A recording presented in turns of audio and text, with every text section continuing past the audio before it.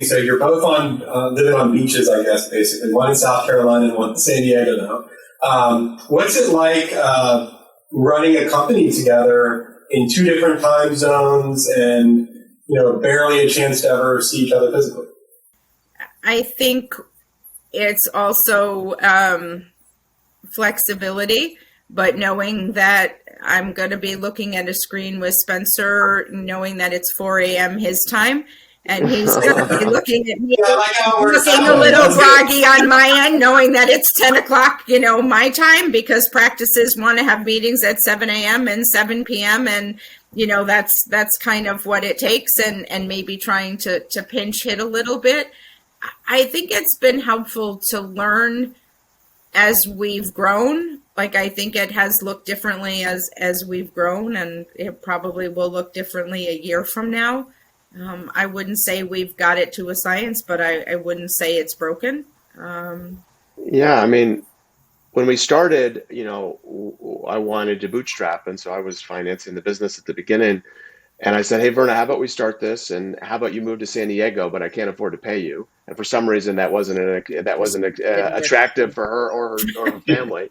So I guess we're working remote. It wasn't really the plan so much as it was just getting going. And she was the best person in the country to start the business. And we lived 3,000 miles away. So let's start. At that point, Virna still lived in New York. And at some point, we got some traction and we could have.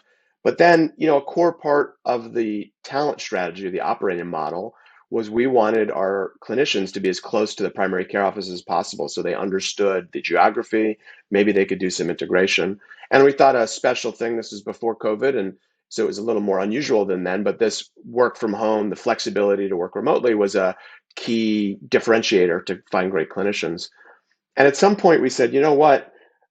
Let's eat our own dog food, right? Let's focus on, if you centralize leadership, but ask your most important employees who are frontline clinicians, you're remote, but we're the headquarters, right? Talking to a lot of other companies that built like that, you have to really watch out to not create. And then suddenly those clinicians, those most important people in your organization, they start feeling like part of the product. They start feeling like the intervention, but not the company is the engineers or the executives that are in the nice office in Soma or in downtown San Diego or the Flatiron in New York. And at some point we said, you know what, we like where we live. We love the idea that we can recruit everywhere in the country. And why don't we put ourselves in the same place that we're asking the rest of our team to be, which is let's figure this thing out, and I'd like to pretend we were prophetic and we knew that we were all going to have to learn that way, but we got a 18-month, 2-year head start. It made it a little bit easier for us to make this transition in COVID.